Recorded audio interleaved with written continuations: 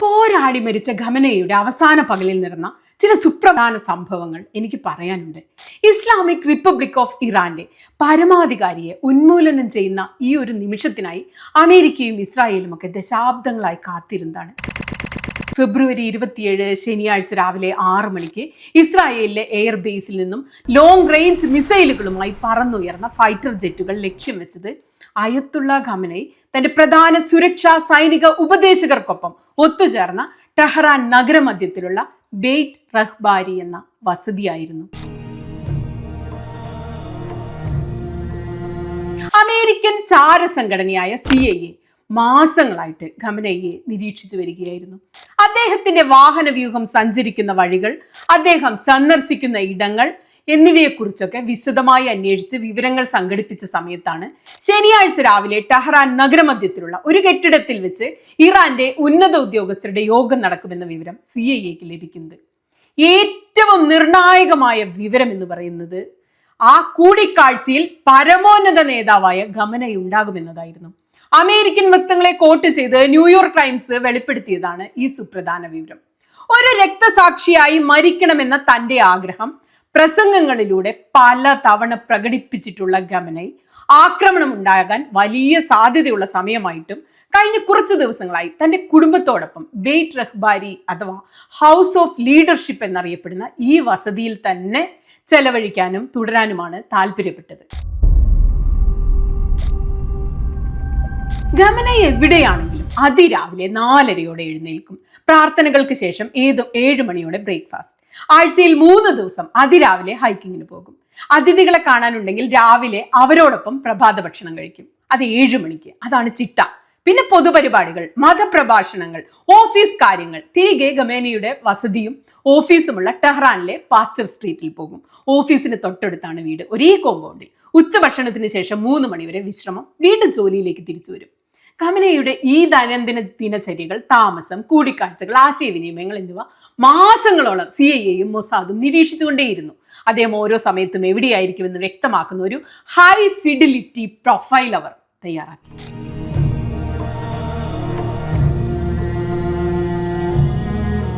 ടെഹ്റാനിലെ അദ്ദേഹത്തിന്റെ കോമ്പൗണ്ട്, ഓഫീസുകൾ, മറ്റ് സുരക്ഷിത കേന്ദ്രങ്ങൾ എന്നിവയ്ക്കിടയിലുള്ള യാത്രകൾ, ഭീഷണി നിലനിൽക്കുമ്പോൾ തന്നെ അദ്ദേഹത്തിന്റെ സുരക്ഷാ ഉദ്യോഗസ്ഥർ എങ്ങനെയാണ് പെരുമാറുന്നത് എന്നതൊക്കെ വിശകലന വിദഗ്ധർ കൃത്യമായി മനസ്സിലാക്കി. സിഗ്നൽ ഇന്റലിജൻസ് ടെഹ്റാനിലുടനീളമുള്ള ട്രാഫിക് നിരീക്ഷണ ക്യാമറകളും ഹാക്ക് ചെയ്താണ് രഹസ്യാന്വേഷണ ഏജൻസികൾ വിവരങ്ങൾ ശേഖരിച്ച് നമ്മൾ സിനിമകളിൽ പോലും കണ്ടിട്ടില്ലാത്ത ഒരു ഓപ്പറേഷൻ ആയിരുന്നു ഇത്. ഖമനൈയുടെ വസതിയും ഓഫീസുമുള്ള പാസ്റ്റർ സ്ട്രീറ്റിലെ ഒരു CCTV ക്യാമറ ഫോക്കസ് ചെയ്ത് ഖമനൈയുടെ അംഗരക്ഷകർ സ്ഥിരമായി വാഹനങ്ങൾ പാർക്ക് ചെയ്യുന്ന ഒരു സ്ഥലമായിരുന്നു. ഈ CCTV കാഴ്ച സുരക്ഷാ ടീമിന്റെ ദിനചര്യകളെക്കുറിച്ച്, അവരുടെ ഷിഫ്റ്റുകളെ കുറിച്ചെല്ലാം പൂർണ്ണമായ കൃത്യമായ ഒരു ധാരണയുണ്ടാക്കാൻ ഇസ്രായേലിനെ സഹായിച്ചു. ഈ വിവരങ്ങളോടൊപ്പം ഇസ്രായേലിന്റെ സിഗ്നൽ ഇന്റലിജൻസ് വിഭാഗമായ യൂണിറ്റ് 8200 ക്യാമറ ദൃശ്യങ്ങൾ, ഫോൺ സന്ദേശങ്ങൾ, യാത്രാ വിവരങ്ങൾ എന്നിവ AI അൽഗോരിതം ഉപയോഗിച്ച് വിശകലനം ചെയ്ത് ഖമനൈയുടെ യാത്രാ വഴികൾ, സുരക്ഷാ ക്രമീകരണങ്ങൾ മാപ്പ് ചെയ്തു.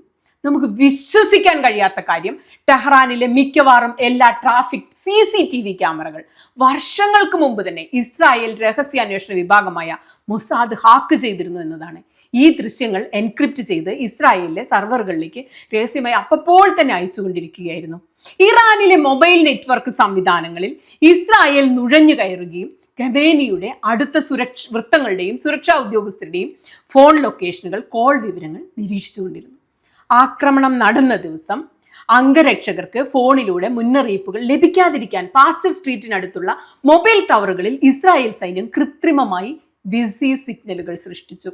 ചുരുക്കത്തിൽ ടെഹ്റാനിലെ ട്രാഫിക് ക്യാമറ സംവിധാനത്തെ തന്നെ ഇസ്രായേൽ തങ്ങൾക്ക് അനുകൂലമായി മാറ്റി. ഖമനൈ സൃഷ്ടിച്ച ഒരു നിരീക്ഷണ സംവിധാനം ഖമനൈയെ നിരീക്ഷിക്കാനുള്ള സംവിധാനമാക്കി മൊസാദ് മാറ്റി.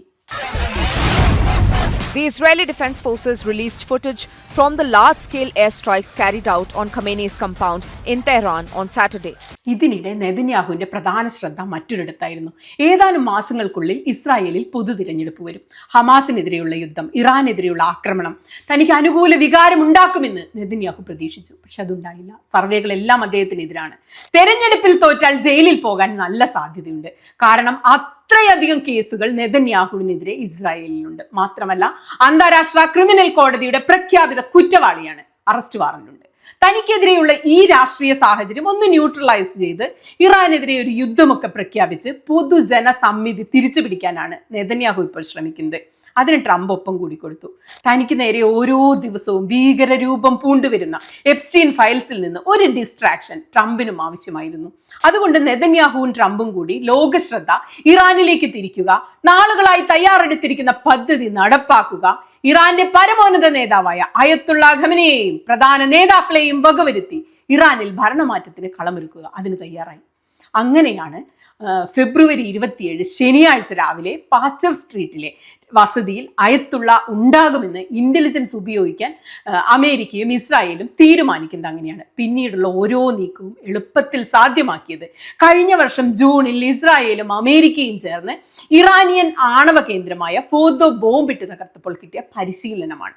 ആ 12 ദിവസം ഇറാനിയൻ നേതൃത്വത്തിലെ ഉന്നതർ ഖമനയി ഉൾപ്പെടെ എങ്ങോട്ട് യാത്ര ചെയ്തു, ആരെയെല്ലാം കണ്ടു, യുദ്ധസമയത്ത് അവരുടെ ശീലങ്ങൾ എന്താണ് എന്നൊക്കെ കൃത്യമായി പഠിച്ചു.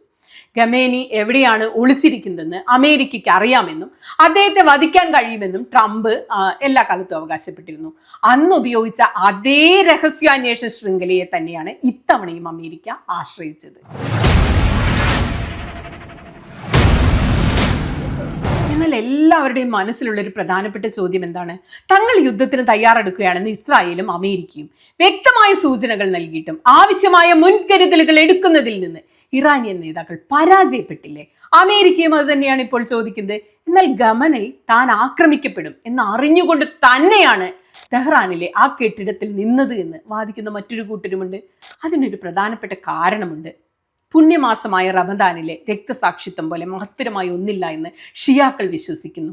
അവർ ഈ രക്തസാക്ഷിത്വത്തിന് വിശ്വാസികൾക്കിടയിൽ വലിയ ആത്മീയ വൈകാരിക വിഷയം തന്നെയാണ്. കാരണം അയത്തുള്ള ഇറാന്റെ പരമാധികാരി മാത്രമല്ല, ഇറാന് പുറത്തുള്ള ഷിയാ മുസ്ലിങ്ങളുടെ ആത്മീയ ആചാര്യൻ കൂടിയാണ് അദ്ദേഹം.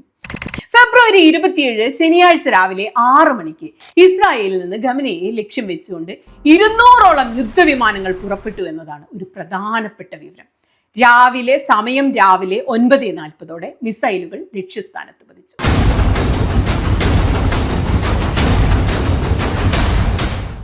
ആക്രമണ സമയത്ത് ഇറാന്റെ മുതിർന്ന ദേശീയ സുരക്ഷാ ഉദ്യോഗസ്ഥർ സമുച്ചയത്തിലെ ഒരു കെട്ടിടത്തിലും അയത്തുള്ള ഖമനയെ തൊട്ടടുത്തുള്ള മറ്റൊരു കെട്ടിടത്തിലുമായിരുന്നു. Iran Supreme Leader Ayatollah Ali Khamenei has been killed. ആഗോളവൽക്കരണത്തിന് ശേഷം അമേരിക്കൻ സാമ്രാജ്യത്വത്തോട് പൊരുതി നിന്ന രാജ്യങ്ങൾ ഓരോന്നായി കമ്പോളത്തിന്റെ ശക്തികൾക്ക് വഴിപ്പെട്ട് വീണപ്പോൾ ഇറാൻ മാറി നിന്നു. ലോക സാമ്പത്തിക ക്രമത്തോട് ചേരണമെന്ന് ഇറാൻ ഭരണ സംവിധാനത്തിലെ ചിലർക്ക് ആഗ്രഹമുണ്ടായിരുന്നെങ്കിലും അയത്തുള്ള ഖമനയി അതിന് താല്പര്യപ്പെട്ടില്ല. അങ്ങനെയാണ് അമേരിക്കൻ സാമ്രാജ്യത്വത്തോടുള്ള പ്രതിരോധം ഒരു ദേശീയ സുരക്ഷാ നയമാക്കി ഖമനയി മാറ്റുന്നത്. എപ്പോഴും ആക്രമണം പ്രതീക്ഷിച്ചു നിൽക്കുന്ന ഒരു രാജ്യം അതിനനുസരിച്ച് തയ്യാറെടുക്കും. അതുകൊണ്ടാണ് കഴിഞ്ഞ വർഷങ്ങളിൽ മുതിർന്ന ഇറാനിയൻ നേതാക്കൾ അമേരിക്കൻ ഇസ്രായേലി ആക്രമണത്തിൽ നിരന്തരമായി കൊല്ലപ്പെടുമ്പോഴും വളരെ വേഗത്തിൽ അവർ ആ നഷ്ടം നികത്തി പുതിയ ആളുകൾ അവിടെ വരുന്നത്. കഴിഞ്ഞ ആഴ്ചയിൽ US ഇസ്രായേൽ സംയുക്ത ആക്രമണങ്ങളിൽ ഏകദേശം 50ഓളം ഉന്നത ഇറാനിയൻ നേതാക്കളാണ് കൊല്ലപ്പെട്ടത്. ഖമനയിക്ക് പുറമെ IRGC commander Mohammad Pakpour, defence minister Aziz Nasirzadeh, military council head Ali Shamkhani എന്നിവ കുറെ പേർ. ട്രംപും നെതന്യാഹുവും ഒക്കെ പ്രതീക്ഷിച്ചത് ഈ ശൂന്യതയിൽ, ഈ കലക്കവെള്ളത്തിൽ മീൻ പിടിക്കാമെന്നായിരുന്നു. 75 വർഷങ്ങൾക്ക് മുമ്പ് ഇറാന്റെ ആദ്യ തെരഞ്ഞെടുക്കപ്പെട്ട പ്രധാനമന്ത്രി മുഹമ്മദ് മൊസൈദക്കിനെ പുറത്താക്കിയതിന്റെ ഒരു പ്രാകൃത രൂപമാണ് ഈ ആഴ്ചയിലും ഇറാനിൽ അരങ്ങേറിയത്. അതിനെക്കുറിച്ച് നമ്മൾ വിശദമായൊരു വീഡിയോ തൊട്ട് മുമ്പ് ചെയ്തിട്ടുണ്ട്, കാണാത്തവർ കാണണേ. എന്നാൽ ട്രംപ് പ്രതീക്ഷിച്ചതൊന്നും ഇറാനിൽ ഇത്തവണ നടന്നില്ല. അധികാര ശൂന്യത ഉണ്ടാകാതിരിക്കാൻ ഇറാനിയൻ ഭരണഘടനാ പ്രകാരം ഖമനയുടെ പിൻഗാമിയെ നിശ്ചയിക്കുന്ന നടപടികൾ ഇറാൻ പെട്ടെന്ന് തന്നെ അങ്ങ് ആരംഭിക്കുകയാണ് ചെയ്തത്. ആക്രമണം നടന്ന് മണിക്കൂറുകൾക്കുള്ളിൽ ഇറാൻ തങ്ങളുടെ ഭരണഘടനയിലെ ആർട്ടിക്കിൾ 111 നടപ്പിലാക്കി 3 അംഗ ഇടക്കാല നേതൃസമിതി രൂപീകരിച്ചു. ഈ സമിതിയിലെ അംഗങ്ങൾ Masoud Pezeshkian, president, Gholam Hossein Mohseni Ejei judiciary തലവൻ, അയത്തുള്ള അലി റേസ അറാഫി മുതിർന്ന പുരോഹിതൻ, ഗാർഡിയൻ കൗൺസിൽ അംഗം.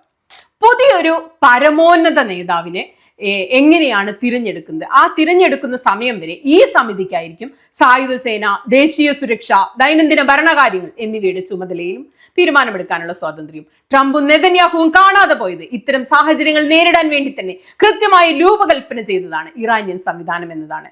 അതൊരു മതഘടന മാത്രമല്ല കേട്ടോ, ഒരു സാമ്രാജ്യത്വ വിരുദ്ധ പോരാട്ട സംവിധാനം കൂടിയാണ്. അമേരിക്ക ഇപ്പോൾ കാണിക്കുന്ന തോന്നിവാസങ്ങൾ ഇറാനിയൻ നേതൃത്വം അന്നേ മുന്നിൽ കണ്ടിട്ടുണ്ട്. ഇസ്ലാമിക് റിപ്പബ്ലിക്കിന്റെ ഭരണ സംവിധാനം എത്രത്തോളം ആഴത്തിൽ വേരൂന്നിയതാണെന്ന് ട്രംപ് തിരിച്ചറിഞ്ഞിട്ടില്ല ഇതുവരെ. ഈ ഇസ്ലാമിക് ഭരണകൂടത്തെ എതിർക്കുന്നവരിൽ ഒരു വിഭാഗം, നല്ലൊരു വിഭാഗം അമേരിക്കൻ സാമ്രാജ്യത്തെ എതിർക്കുന്നവർ കൂടിയാണ്. ഇപ്പോൾ ട്രംപിനത് മനസ്സിലായി തുടങ്ങി. വിയറ്റ്നാമിൽ തുടങ്ങി അഫ്ഗാനിസ്ഥാനിൽ വരെ അമേരിക്ക നേരിട്ട നാണം കെട്ട തോൽവിയാണ് ഇറാനിലും ട്രംപിന് കാത്തിരിക്കാൻ പോകുന്നത്. 2 വർഷങ്ങൾക്ക് മുമ്പ് ഖമനേയി ഒരു സദസ്സിൽ വെച്ച് താൻ പണ്ട് എഴുതിയ ഒരു കവിത പങ്കുവച്ചിരുന്നു. Of magicians, fearless be, cast your staff, and from serpents horror do not flee. പച്ച മലയാളത്തിൽ പറഞ്ഞാൽ, കുതന്ത്ര തന്ത്ര മന്ത്രമൊന്നും കണ്ടു നീ ഭയപ്പെടരുത്, സർപ്പത്തിന്റെ ഭീകരത കണ്ടു നീ ഓടരുത്. ഖമനേയി ചൊല്ലിയ ഈ വരികളാണ് ഇറാനിയൻ സാമ്രാജ്യത്വ വിരുദ്ധതയുടെ പ്രതിരോധ മന്ത്രം.